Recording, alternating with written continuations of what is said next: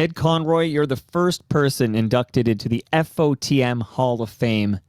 And I've learned so much from you over the years, but I'll never forget your visit when we discussed the Magic Shadows theme and how Harry Forbes was more influenced by the Beach Boys' Feel Flows than the Beatles across the universe. That was a mind blow to me, a revelation. And I was so sorry to hear from you this past weekend that Harry Forbes has passed away. And we were chatting about this, and you said he soundtracked our golden age, and I'm honored that you carved out some time for me today to talk about Harry and some of his compositions. Oh, bless you, Sir Michael. You know, we've talked about this a lot in the past. There's so many wonderful characters in Toronto media. And unfortunately, other than your program, there's not a lot of people talking about these legacies.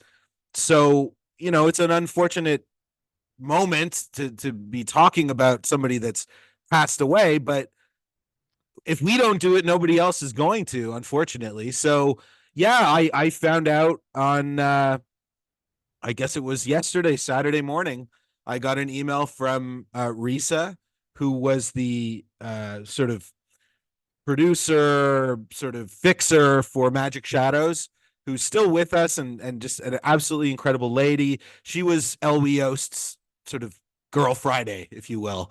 And she let me know. And I was really, it was a lot of emotion because I had interviewed Harry in the past, but I had hoped to interview him many more times. I had a lot of burning questions still, and it was just another piece of history falling into the great abyss. Especially when it comes to these programs and this TV Ontario history that we're fascinated by. There's just not many people left standing. So, well, you were my thank first, you. when I learned the news, of course, on your Instagram page. People should follow Retrontario on Instagram.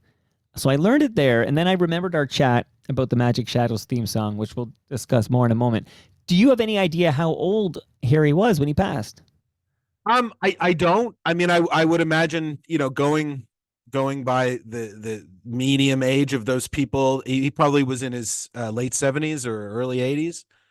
I mean, a remarkable body of work that is left behind. We'll get into the big ones, but I think what I've since we spoke, I guess it was a couple of years ago, about the Beach Boys, Beatles Feel flows. inspiration. Yeah. I've learned a little bit more about him, in that he just was one of these very prolific musicians, who did a ton of library music.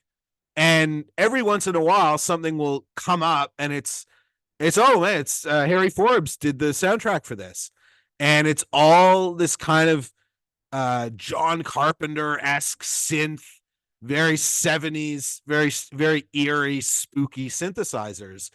And I know you're a gang of music aficionados that do Toast and all that. They know about all these guys, right? I mean, that was a big important piece of what became synth pop, right, in the late 70s. Ed, if we'll jump in, since you mentioned Toast, Rob Pruce sent me a note today because we were discussing the passing of Harry Forbes in the not so secret FOTM WhatsApp group. Let me know if you want in there, buddy. You're an FOTM Hall of Famer. But Rob Pruce just pointed out he loved the theme for Magic Shadows, which I want to get into with you. He loved it so much, he wrote, and he actually learned to play it.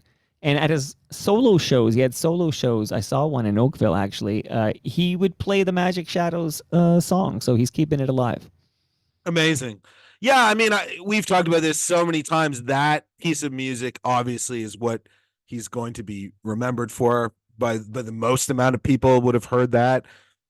And it was a golden age. And that whole thing, the music, the animation, the presence of Elwie, the scheduling, the fact it came on kind of right after the kids shows, we've talked about that. All of those things added together make it a very important piece, I think, of sort of Ontario pop culture.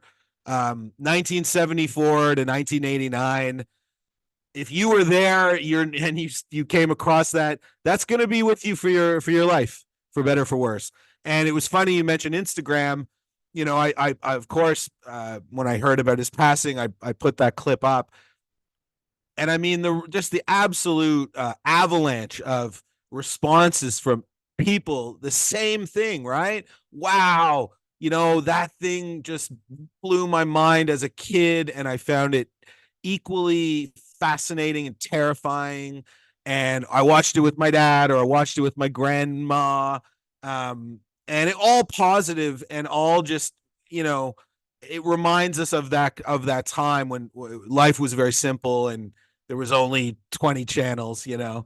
Um, and yeah, I don't know. I mean, there's lots of great theme songs for TV shows. That one just, it almost is ethereal. Like it goes to a place that is hard to describe, you know? Yeah, it hits me right in the nostalgia bone. So sort of where that we've talked about this in the past, but that Doctor Who opening would like Yeah. it put fear in my like I can't touch Doctor Who to this day, man. Seriously, I'm scarred. But the Magic Shadows, like I don't think I tuned in and watched LW Yost. Like I would just see the opening and see this older dude, and I would hear that song and that animation. It was kind of trippy, but I was mesmerized by it. Like, and when I hear the opening chords, I'm right back like watching TVO. I feel like I watched more TVO than anything when I was a young man. Yeah, I mean the TV Ontario factor is so huge for us because we know it was a trusted source. It was a so-called electronic babysitter, right? It was tied to curriculum, so we watched it in class. It taught us how to read, how to do math, how to speak French, and then we came home and we watched it at home because our mums and dads were like, "Yeah, you just leave it on TVO. They're not going to see violent death or No, you know, gross commercial exploitation." right. So we saw a lot of TVO. We all did. And yes, there was that moment every day when it went from the children's, you know, block into the adult block. And Right. it was a hard transition, man. There was no there was no mixing, you know, soft mixing there. It was Well, hard. my memory is Polka Dot Door into Doctor Who. Like that's a Yeah, pivot, yeah, man. yeah. Well, I mean, it was different every day of the week. Okay. And yeah, the Magic Shadows was Monday to Friday, so Right. that was a constant.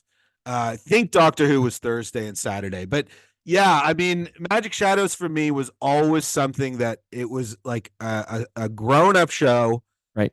but that animation, it Yeah. grabbed you and it freaked you out, and you know, you didn't know who those people were. Now we look at it, oh, that's the Marx Brothers and, you know, Marilyn Monroe and Humphrey Bogart. You can see all the golden age Hollywood stuff in there.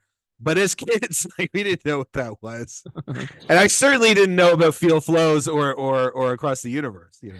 No, without a doubt. Now, is it true that that song by Harry Forbes that we're going to play, we heard the Commodore. So what version did we hear off the top? So that you know, there's all kinds of interesting bits of the Magic Shadows ethos.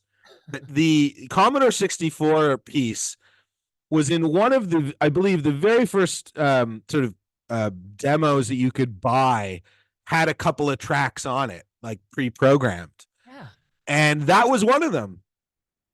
So I think too, you had a lot of musicians that knew that piece of music, but they didn't know what it was. Like if you weren't in a border town in America or in Ontario, Right. you didn't know what Magic Shadows But that's a was. mind blow. You mean so you would buy a Commodore 64 and that would be preloaded? Yes. Yeah. I So did not know that. yeah, I mean, it's, I believe the full, I don't know if all of them had it or it was some of them, but there is a full video on YouTube that has, it was like an hour of stuff. And it also had another scary theme, wasn't Harry Forbes, of a program called The Stationary Arc, which was on TV Ontario. It was a British show. And it had some sort of pop hits and it had other bits and pieces. But what was really funny is in the early days of the internet, like, you know, in the late 80s, early 90s, there's like Usenet, or I think that's what it was called, like the early BBS boards. There's still people trying to figure out what those songs were on that demo. And it's so hilarious because you always see, like, you know, the 3 minute to 4 minute question mark. And it took years and years for someone to go, oh yeah, that was Harry Forbes. That was Magic Shadow's theme. Yeah, because you had to be from Ontario or a border town, like you said, to know that. Now, you said a minute ago, you just said bits and pieces when you were talking, but that was a great opportunity, Ed, for you to say bits and bytes. Oh, you're muted. You're gone. Am I back? Oh, you're back. Okay, so did you hear me hilariously tell you when you said bits and pieces? You could have said bits and bytes. Bits and bytes.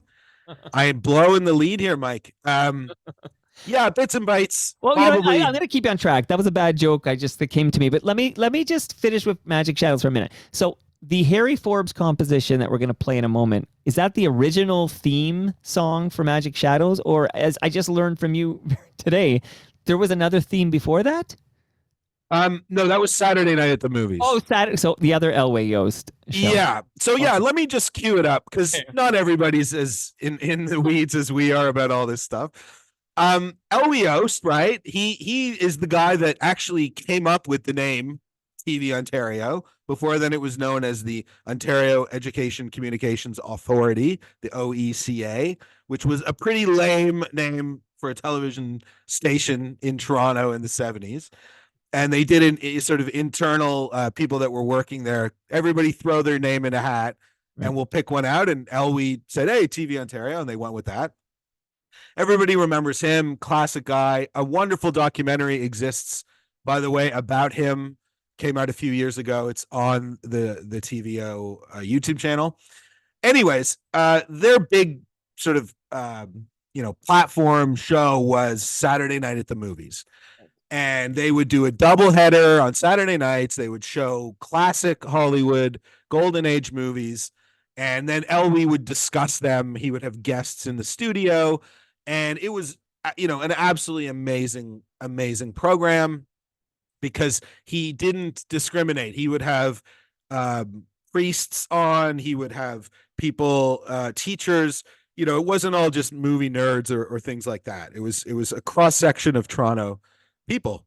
And so when they were buying these packages of movies from the studios, the way that it worked back then was you went to MGM or you went to Warner Brothers. And of course you want the big ones. You want Casablanca, you want, Gone with the Wind, you want Wizard of Oz. But the way the studios worked was they would sell you those, but you also had to take a bunch of crap, right? A bunch of B movies. Right. So they were like, well, some of these B movies, like, they're so bad, we can't show these on Saturday night. Like that'll kill the vibe. So they devised this other program, which became known as Magic Shadows, where they showed the B movies, but they split them up into smaller pieces. So they would only show half an hour of the movie, and they'd still have Elway Yost talking about it and having guests and such, but they would strip it throughout the week. So you'd get, Howard Hawks, The Thing, a horror movie from the 50s, and it would be Monday, Tuesday, Wednesday, Thursday, split into 4 pieces. And then always on Fridays, they showed the old serials like Flash Gordon and the old science fiction serial shows, which always had a cliffhanger. Like there was never any resolution to them because he loved that kind of stuff as well. And obviously Saturday Night at the Movies was the big prestigious one. Magic Shadows was a bit more scrappy. And I think the opening that we're gushing about here, the music, obviously, but that animation is insane. And it was done by a guy named Herbert Klin. And he was an animator from Los Angeles who had worked on George of the Jungle. You must remember. Of course. George of the Jungle. And right. You and me. And another cat that worked on George of the Jungle is this equally fascinating guy whose name was Ken Sobel. And Ken Sobel was best mates with Elway, and he worked at TV Ontario. They did all this stuff together. And basically, Ken Sobel called in a favor to Herbert Klin. He said, look, man, I don't remember what he owed him, but he owed him money or something. He said, we'll forget all that. If you create this little animated piece for this thing we're doing up here in Toronto. Herbert Klin knocked that thing off literally in like a weekend. Wow. Um, and then Harry Forbes came in, laid down the track. All of the people I've interviewed about it, they all say the same thing. They didn't think about it. It just, like it came together. It was just done. Okay. It wasn't even like a big deal. I wasn't anybody thinking, well, we've outdone ourselves here. We've created a really cool piece. It was just, okay, we got an opening now. Now let's focus on the program. And it really wasn't until many, many years, I think, after Magic Shadows ended, that people started to ask, wow, what was that? Like, where did that go? Right. And very famously, Elios retired in 1999. And, his son, the story, his son, Graham, wrote the screenplay for the movie Speed, became a huge Hollywood guy, is a huge Hollywood guy right now. But the last movie that Elios showed on Saturday Night at the Movies was Speed. And he had his son on. So it was a lovely sort of family wrap up of this whole career at TVO. But what was really funny was most of the letters that got sent were congratulating Elway were people saying, can you please show the Magic Shadows cartoon? Because by that point it had been off the air for over 10 years. And so he went, oh, sure. And they threw it on there. And then, fast forward when I started putting stuff on YouTube, I guess 2005, 2006, the Magic Shadows was one of the first pieces I put up there, instantly blew up. You and I always talk about it. So, I mean, it's in some ways it's never really gone away, right? It's been there since the beginning. But yeah, that program I mentioned, Ken Sobel, he also wrote other TVO programs like Dear Aunt Agnes, Tele Francais, Read Along. Wow. And I think, part of what attracts me to all this stuff is that TVO was kind of like a studio, like a classic Hollywood studio, just cranking out grown-up entertainment, children's entertainment, preschool entertainment. And then these people were like writing for all of those things. And it wasn't like they were qualified in the sense that they had a degree in childhood education or any. They were just good writers. They knew, okay, this will make a good story. Magic Shadows also had a producer whose name was Jim Hanley. I don't know if you've heard of that guy before. He was very close with Moses Neimer. They co-created a program called The Originals on City TV. He sort of was one of the inner circle with Moses, and there was all this weird Moses TVO crossover stuff with Marshall McLuhan in the 70s. So, Mike, I think you're like me. It's the nexus of characters that is interesting to us. And Toronto is at heart a small town, and all these things crossed over. And I love it. I'm here for that. Now I'm here to play the Magic Shadows theme song. You ready, Ed? Let's do it, man. Here we go. Colored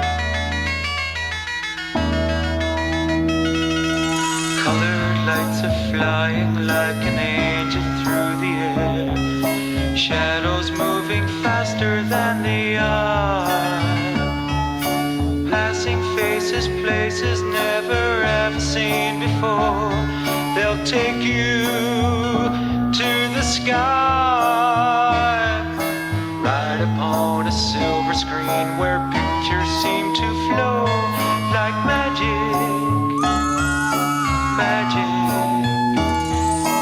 Shadows.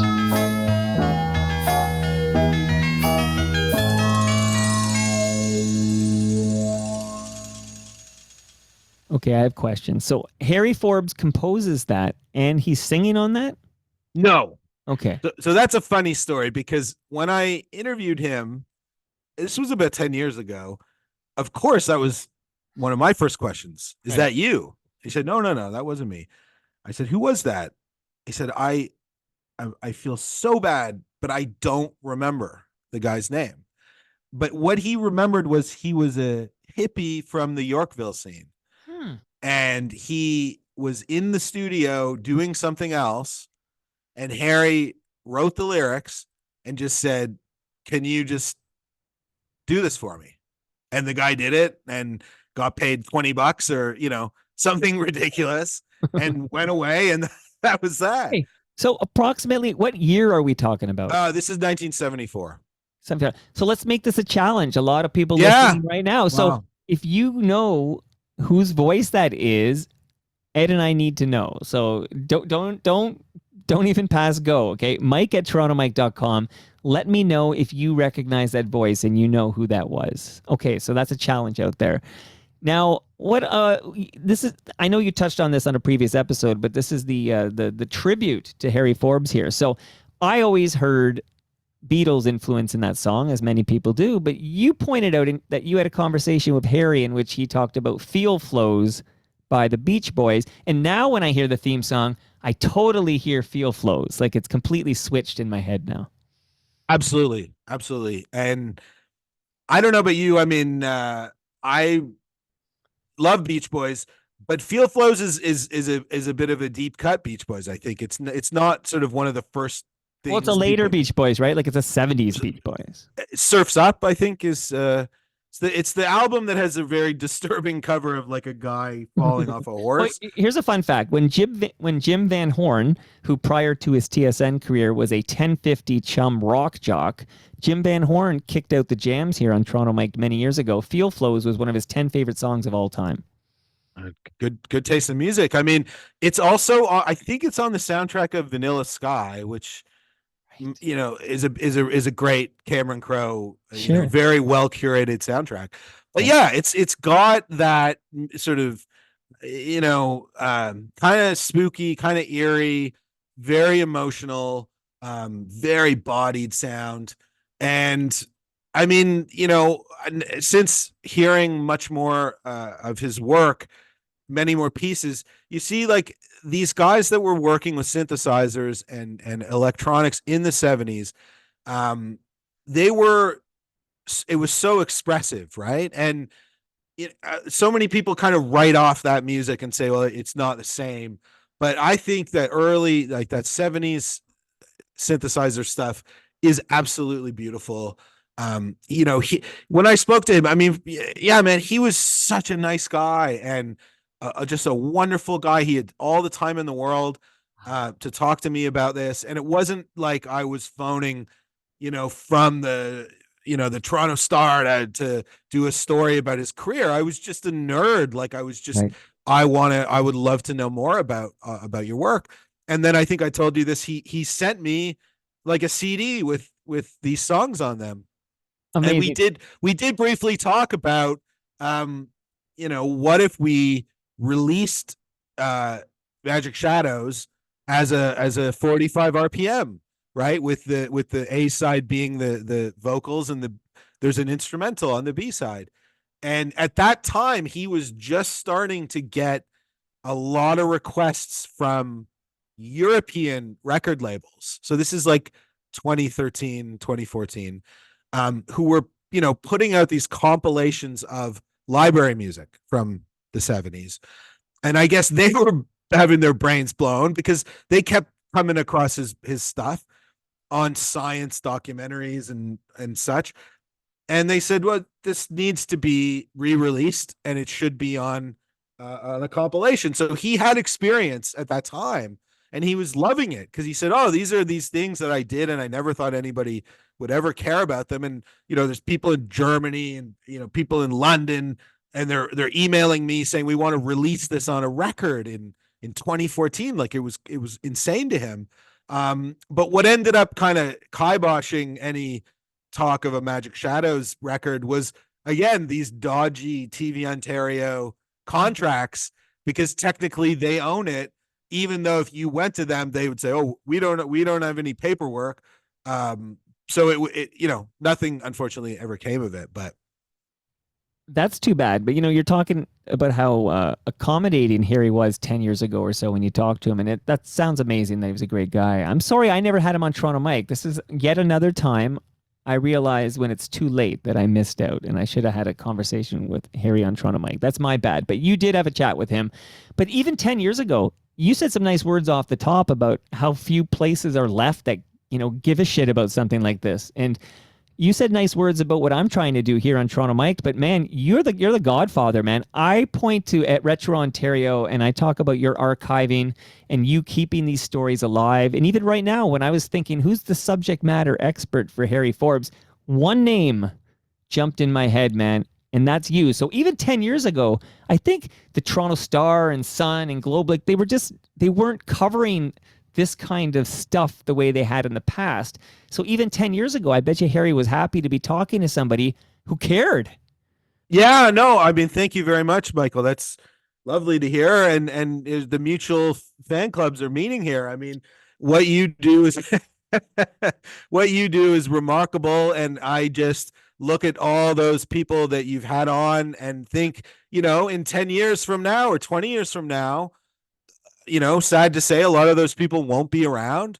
And what is there now? There's these long form interviews with them that you conducted, and I'm working on a book right now, and I'm going through and finding old interviews from 20, 30, 40 years ago because a lot of these people are gone, and It's just eternal gratitude that somebody did that, because I think it's a Japanese expression. I won't even try to say it, but it's the idea that when somebody dies, it's the equivalent of a library burning to the ground.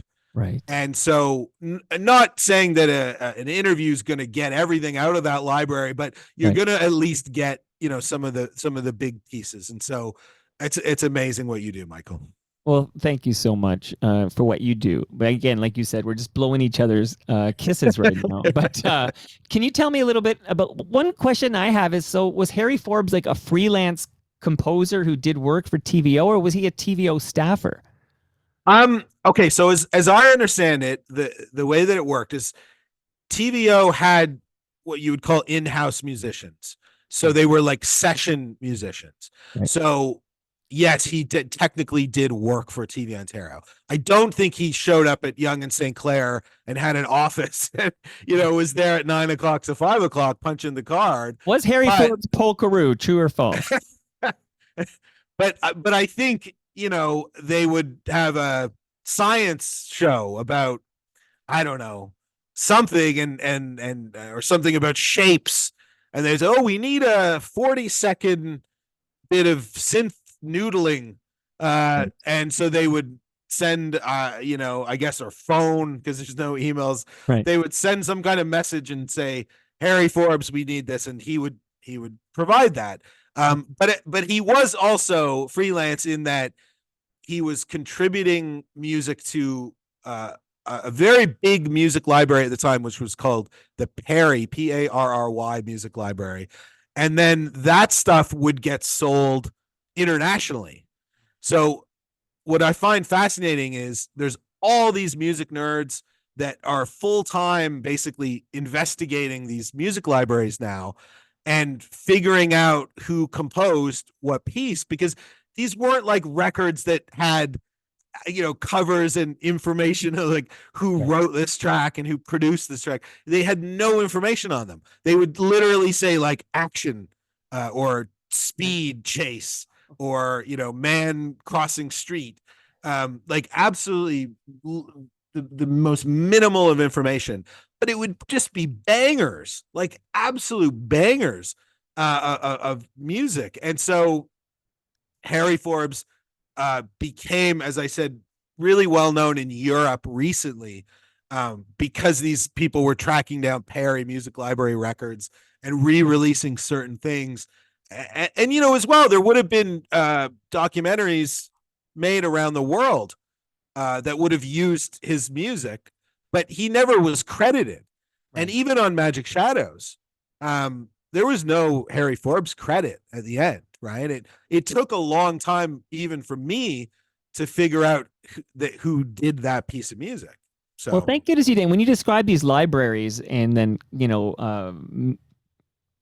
producers licensing pieces of music from this library for their documentary or production or whatever, I always think one of the most frequently asked questions I'd get would be, where do I find the primetime sports theme song? Yeah. Which I think I have loaded up. Let me see if this is it. No, that's actually not it. Let me try this one. Oh, I do have it. Okay. So this song, which was used for years as a theme of primetime sports on the Fan 590, Bob McCowan, you might have heard of him. It's just like a piece in like one of those library. It's just a piece. Somebody, I don't know who composed it or anything, but that's the kind of stuff Harry Forbes would be contributing to these libraries. That's absolutely correct. And it is funny because you say that the primetime sports, I think we talked about this years ago. First Choice Super Channel used a lot of library music for years and years and years. And, certain people would think that's the song from that channel. Then other people, no, that's the song from like the football highlights, on my Cincinnati Channel 10. Right. Because they were all using the same records to library. It's amazing. And then people like you give a shit enough to connect dots and find out who the heck is composing this stuff. So there's no truth to the rumor I'm starting right now that Harry Forbes composed the primetime sports theme song. Well, I don't know. I mean, maybe he did. Like, I think that's the other crazy thing is that even the musicians didn't keep track of it, right? I mean, it's like if you watch documentaries about the Wrecking Crew or there's an amazing new documentary actually coming out very shortly about some of the Toronto reggae releases. And it was these session guys that just, they'd go out and they'd have, a pub lunch and have a couple of drinks and then go in and do a bunch of stuff. And then the next day they were doing something different. It's not like today where everyone has their own brand and they're linked in and they're keeping track of all the stuff they're working on, So shout out to Jay Douglas, a great FOTM who's been over many times. I believe he'll be in that documentary that you're describing right there. I recently had a guest on Toronto Mike'd, and it was as I finished the episode, I said, I hope Ed Conroy listens to this. So let me just put this bug in your ear to listen to Clive A. Smith on Toronto Mike'd. Nelvana Clive Smith? Yeah, Nelvana's Clive Smith, yeah. Yeah, no, I mean, I saw him at Fan Expo yesterday. It's so crazy. Oh yeah, of course. He's got the graphic novel, which is great. Although he gives me a graphic novel, and that's amazing. But I was just chatting with my 8-year-old, and I'm like, "Oh, you might like this. It's about a female heroine," and I hadn't quite gone through it. And then my wife decided to leaf through it before Morgan reads this thing, and there's like screwing and stuff in there.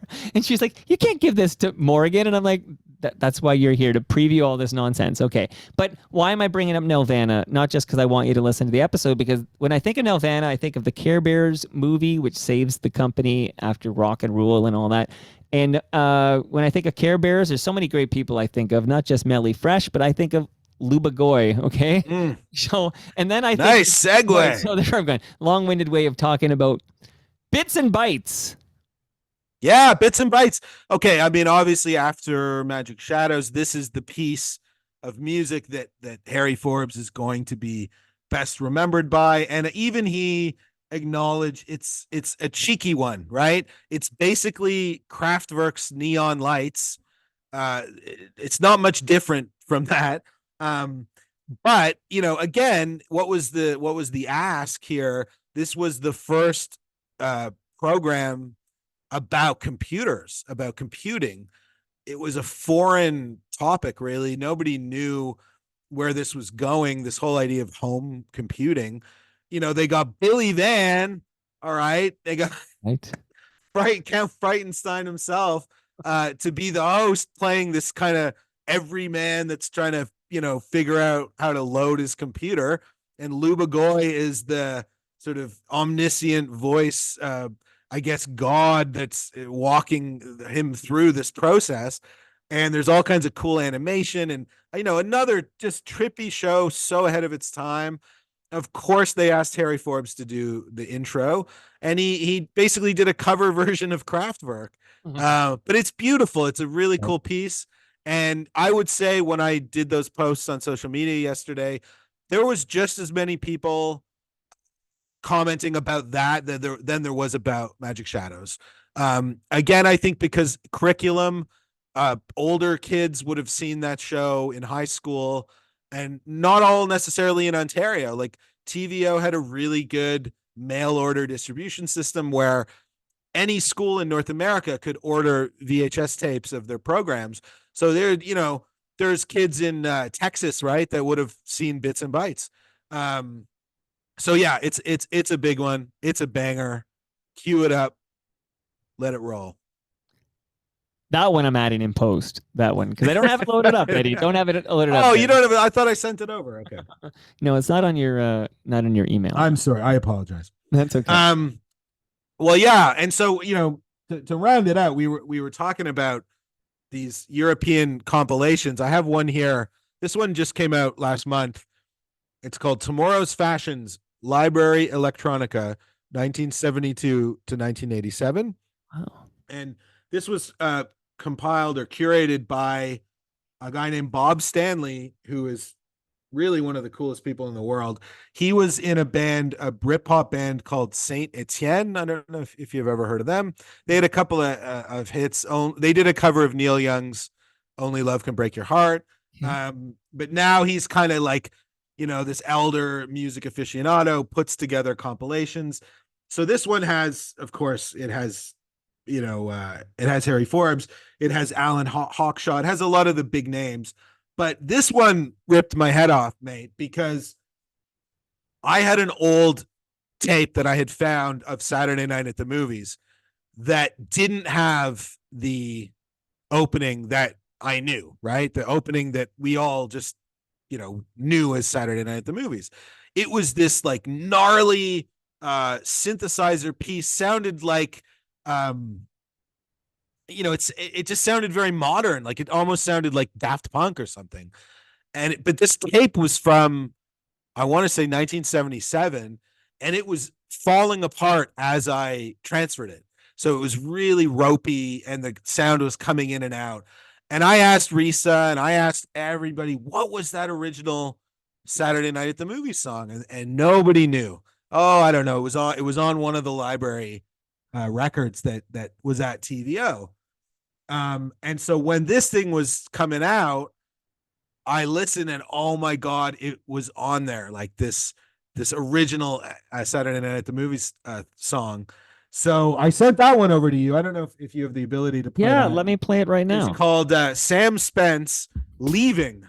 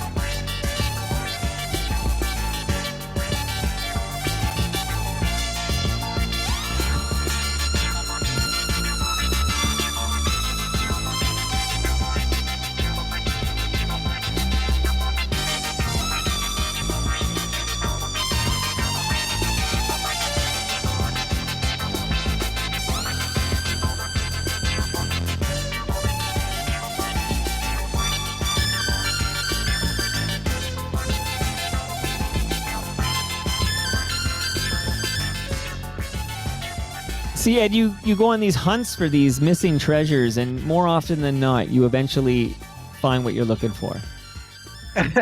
Well, this one was a big one for me because a dear friend of mine who's no longer with us, he when I first found this said, "Oh man, you see that's Jay Dilla," and I was like, "That Jay Dilla was not doing TVO soundtracks in the '70s."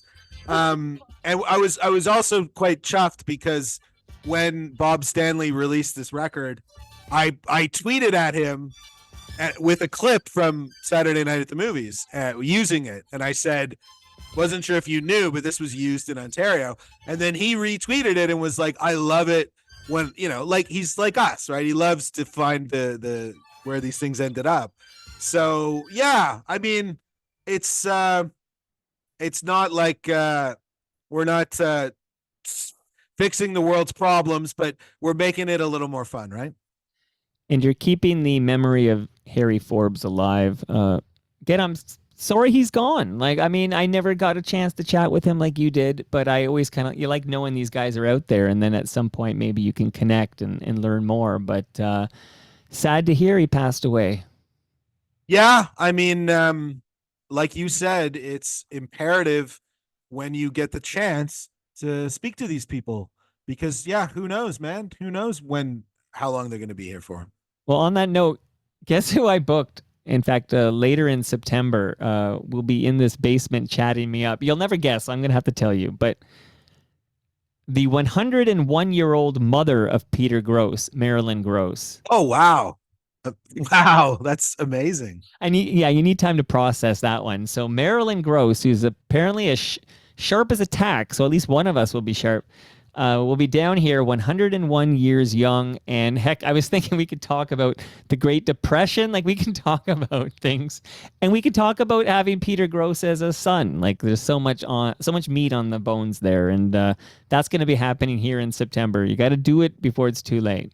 Yeah, no, and I'm sure I've told you over the years, I really wanted to sit down with Mark Daly, and I kept putting it off, and then it was too late, and I vowed then to really never let that happen again. So yeah, I mean, look, I think my comment earlier about the state of sort of reporting on the passing of important people in Ontario media. I know our friend Mark Weisblad, he's equally disenchanted with this, that there used to be reporters like Sid Edelman and, a lot of local people that would just keep track of this. And, it's not anybody's fault. The world has changed, but it's shocking to me that a guy of this magnitude, right, who, if you forget everything else, just that Magic Shadows theme song on its own merit was a huge part of our shared existence and our experience with television.